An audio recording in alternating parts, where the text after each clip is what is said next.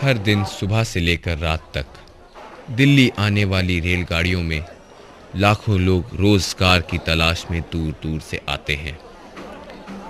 अपने अपने कस्बों गांवों में रोजी रोटी का इंतजाम ना कर पाने वाले तमाम लोग इस महानगर की ओर रुख कर लेते हैं।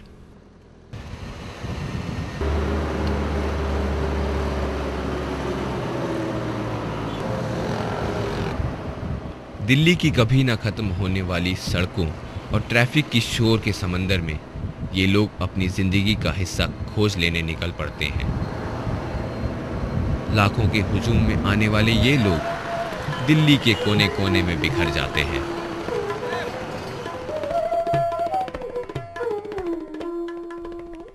नौकरीशुदा दंपति वाले एकल परिवार ने महानगर की इस रफ्तार को और तेज कर दिया है। भागदौड़ की इस जिंदगी में उन्हें थोड़ा आराम घरों में काम करने वाली नौकरानियों से ही मिलता है। अब नौकरानी रखना इन परिवारों की जरूरत बन गई है और इस जरूरत को पूरा करती हैं झारखंड तथा छत्तीसगढ़ जैसे आदिवासी इलाकों में बसने वाली 8% जनजाति आबादी। सीधे और भोले ये लोग खूब मेहनतकश होते हैं, लेकिन इनकी जमीनें ना उतनी उपजाऊ हैं और ना ही ये मुख्य धारा की जिंदगी जीने लायक पढ़े लिखे।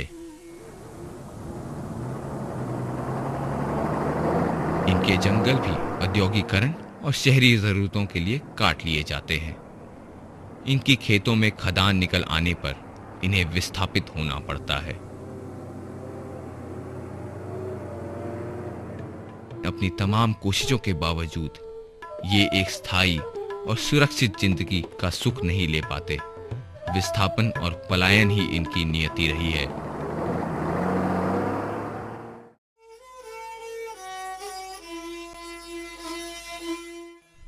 मेहनतकश आदिवासी लड़कियों ने कुछ साल पहले चाय बागानों की ओर रुक कर अपना एक विकल्प खोला था। जी जान से काम करने वाली इन आदिवासी लड़कियों ने बागानों के मालिकों को खूब मुनाफा दिलवाया, लेकिन बदकिस्मती ने उन्हें वहां भी टिकने नहीं दिया।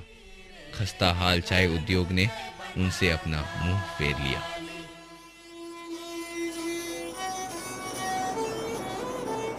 पेट भरने के तकाजे ने उम्मीद की मारी इन लड़कियों की निगाहें महानगरों की ओर फेरने पर विवश किया। इस मजबूरी को भुनाया प्लेसमेंट एजेंसियों ने।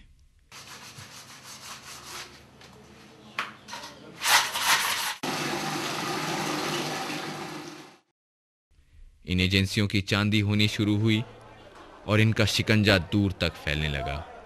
पलायन की आड़ में मजबूरी का फायदा उठाकर दलालों के मार्फत ट्रैफिकिंग न सिर्फ दिल्ली बल्कि दिल्ली के बाहर भी इन लड़कियों को भेजा जाने लगा।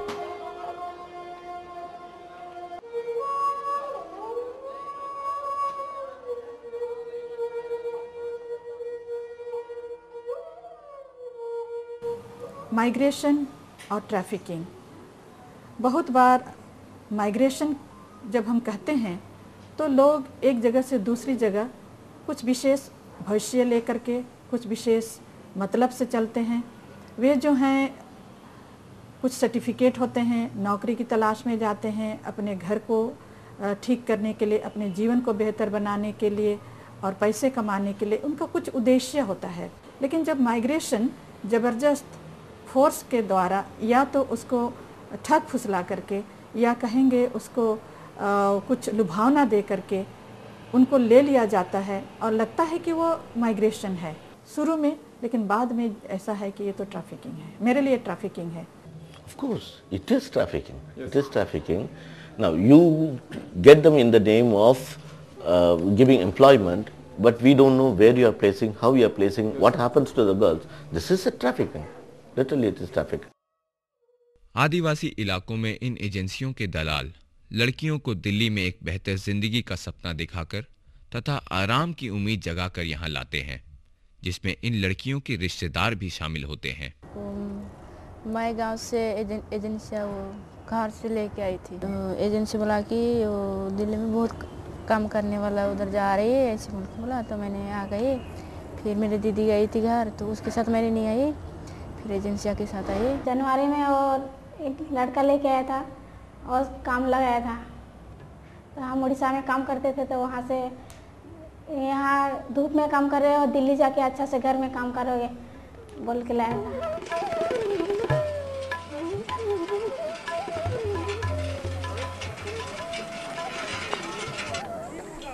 दलालों को प्लेसमेंट एजेंसियां अपने खर्चे पर उन इलाकों में भेजती हैं तथा उनके जेब भी भरती हैं। लड़कियों को उपलब्ध कराने के बदले एजेंसियां मालिकों से पैसे लेती हैं, साथ ही उनके कमाई का एक हिस्सा भी। ये लड़कियों को सर हम लाते तो कुछ तो लाते हैं, और कुछ हमारे एजेंट जो होते हैं, एजेंट यानी कि उनके जो एजेंट हैं उनकी भी लड़कियां हमारे पास काम कर रही हैं, उनको मिलने आती हैं तो साथ में 2-4 लड़की और ला के देते हैं। बहुत सारे ऐसे दलाल होते हैं, बहका के चढ़ा के ले आते हैं, नौकरी दिलाएंगे, अच्छा काम दिलाएंगे, इस बहाना से।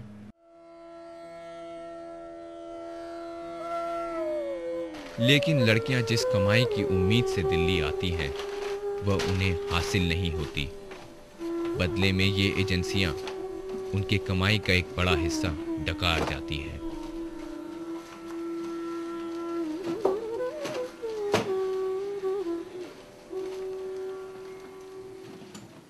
फिर एजेंसिया ने मुझे काम में लगा दिया और 1 साल का पैसे मेरे को नहीं दिया।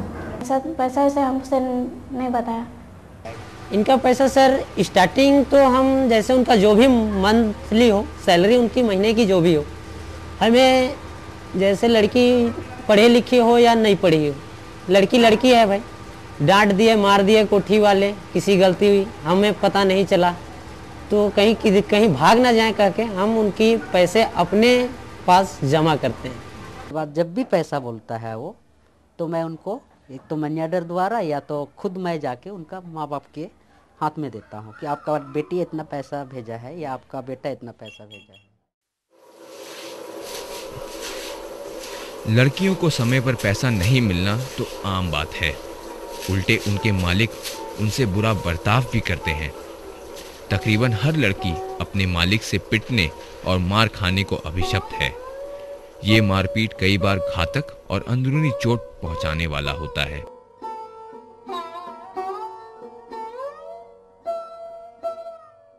सबसे पहले उधर नीलसन डंग के ऑफिस से लगाए थे। मैडम सब कोठरी काम कर रहे थे, वहाँ पर मेरे को मारते थे।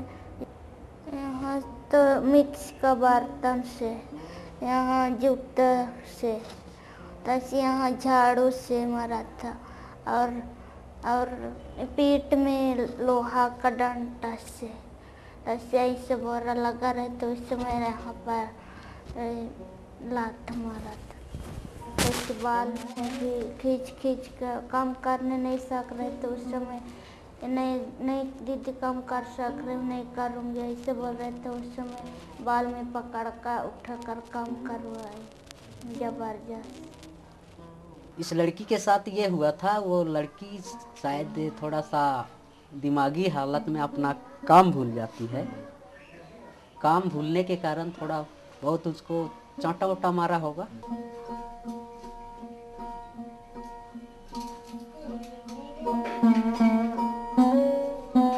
एजेंसियां इसमें लड़कियों की भी पर्याप्त गलती मानती हैं, क्योंकि वे अपने ग्राहकों से कोई बिगाड़ नहीं करना चाहती और लड़की एक यातनापूर्ण जीवन जीने पर मजबूर हो जाती है। शारीरिक यातनाओं से बढ़कर मालिक और प्लेसमेंट एजेंसियां इन नौकरानियों का यौन शोषण भी करती हैं।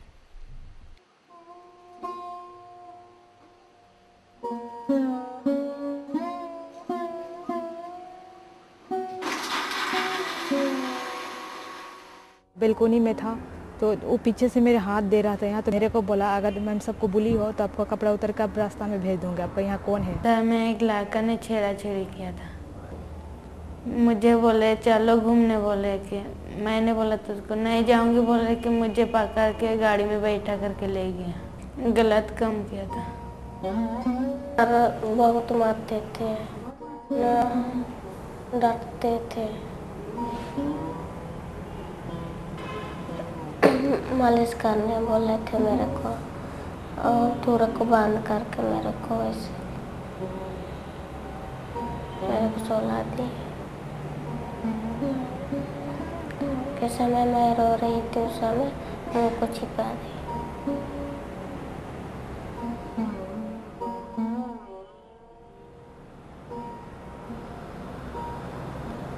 उसके बाद छोड़ दिया मेरे को, अब ही तो जाना है।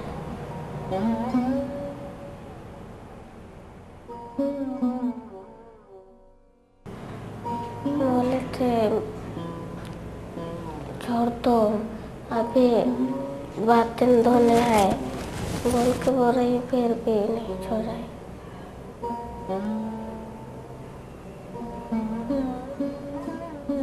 हर एक साल करोड़ों का कारोबार करने वाली ये एजेंसियां दिल्ली के हर गली मोहल्ले में मौजूद है। अवैध रूप से पंजीकृत ये एजेंसियां प्रशासन के संरक्षण में फल फूल रही हैं।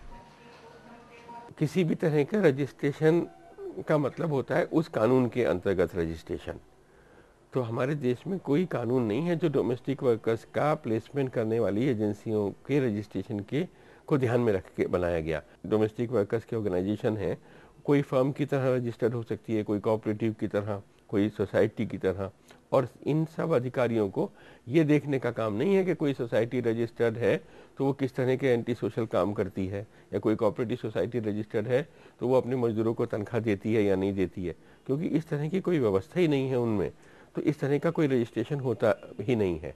और मेरी जानकारी में जो है बिल्कुल एक फेक टीम है एडवोकेट्स की जो एक बिल्कुल बोगस रजिस्ट्रेशन करके दिल्ली की सोसाइटीज़ को जो प्लेसमेंट की एजेंसी का काम करती हैं उनको दे रही है। रजिस्ट्रेशन कराए हैं सर इसमें ऐसा है, पुलिस हमें परेशान भी करती है और सहयोग भी करती है सर। उनका कोई बंधा हुआ तो नहीं है, वैसे हम तो भाई ये चाहते हैं कि वो भी खुश रहें। हम मंथली 500 रुपये अभी हर माह देते हैं उन्हें। अगर टीटी भी कहते हैं कि आप लोग भाग के आ रहे हो गांव से, ऐसा है वैसा है, हमें पैसा दो, अगर नहीं देते हैं तो पुलिस वाले को बताता है, फिर पुलिस वाले हमसे आके ले जाता है।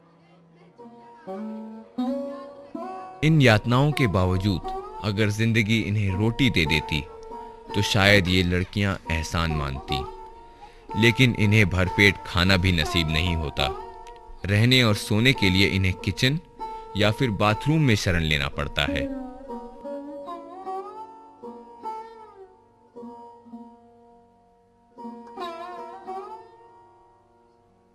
मिलता था उस टाइम भी 12 बजे, और कभी कभी तो 12 बजे मिलता था, कभी कभी 3 बजे 2 बजे ऐसे मिलता था। आटा उन लोग का खत्म हो जाता है तो रोटी पकाना, तो तुम आटा कैसे खत्म हो गया, हम आटा ही कच्चा वाला आटा कैसे खा सकते हैं। प्लेसमेंट एजेंसी के मकर जाल में फंसी ये लड़कियां शोषण के बावजूद यहां आने को मजबूर हैं। Basically, I would say it is the push factor. Many of these girls who have been making their lives, their families, with what was available there, the lands, the jungle products and all that, now today they are being either displaced or they have gone into the hands of the other people. It is simply the poverty situation, alienation from the land, alienation from the jungle, which is the root cause of these girls coming here. मेरी mummy से जब बेटे दिल्ली जाओ, हम लोग का जमीन सब सारे बंधा हुआ है, काम करके आएगी तो तब दिल्ली से आएगी, उसको छोड़ाएंगे बहुत। They think that this is a good opportunity. After coming here, they really struggle for their lives. And we repeatedly tell them, though there are other distractions, which are giving the city life of jeans pants, say like cell phones and all that, they also get into it, but it's there, we try to motivate them, animate them. Yes, you need certain facilities here, at the same time think of your family, think of the situation there, try to be yourself to help them there. घने अंधेरे में आशा की किरण की तरह कुछ गैर सरकारी संगठन मौजूद हैं जो इन लोगों की सुरक्षा और स्वस्थ जिंदगी के लिए लड़ रहे हैं। कुछ गैर सरकारी संगठनों ने इस दिशा में सक्रिय भूमिका निभाई है। इन शोषित लड़कियों को आवाज प्रदान करने की कोशिश में लगे ये संगठन प्रत्येक रविवार को उन्हें अपने कार्यालय में बुलाकर उनकी बातें सुनती हैं, उनमें एकता लाने का प्रयास करती हैं तथा उन्हें जागरूक बनाते हैं।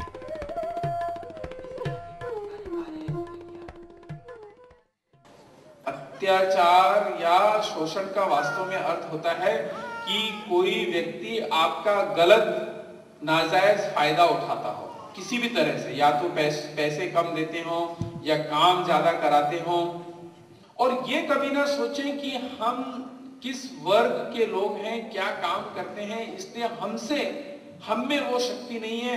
सिस्टर प्रतीति में शक्ति है या मार्गरेट आल्वा में शक्ति है या किरण बेदी में शक्ति है, हम में शक्ति नहीं है, ऐसा सोचना बिल्कुल गलत है।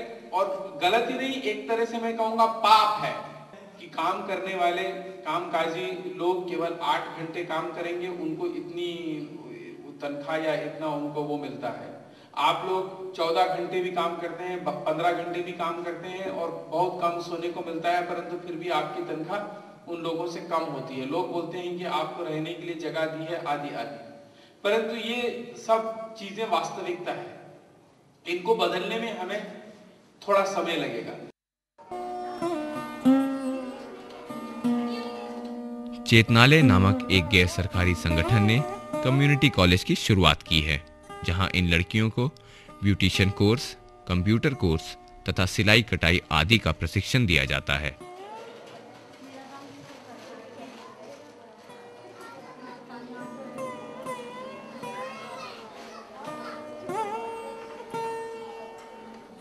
इसके अतिरिक्त उनके लिए क्षेत्रीय गीत संगीत का कार्यक्रम आयोजित कर उनके बोझिल जीवन में रंग भरने का प्रयास करते हैं।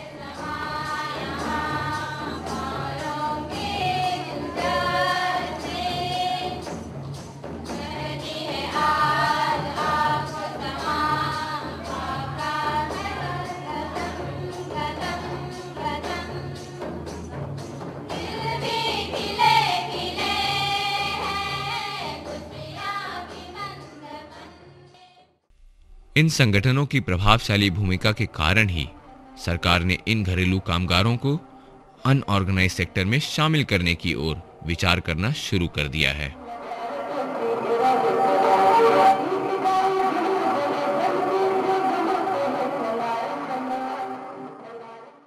सेकंड नेशनल कमीशन के द्वारा रिकमेंडेड कानून के 4 स्वरूप पिछली सरकार के द्वारा 2004 में सर्कुलेट किए गए थे।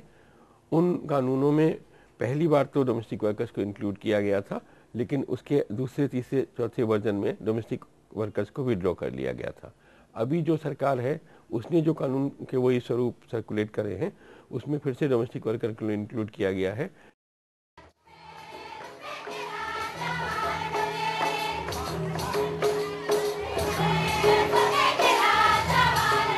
आदिवासी इलाकों की इन लड़कियों की नियति में हस्तक्षेप करने वाले ऐसे सरकारी तथा गैर सरकारी संगठनों के प्रयासों द्वारा हम इनकी परिस्थितियों में कितना परिवर्तन ला सकते हैं, ये अब भी नहीं कहा जा सकता।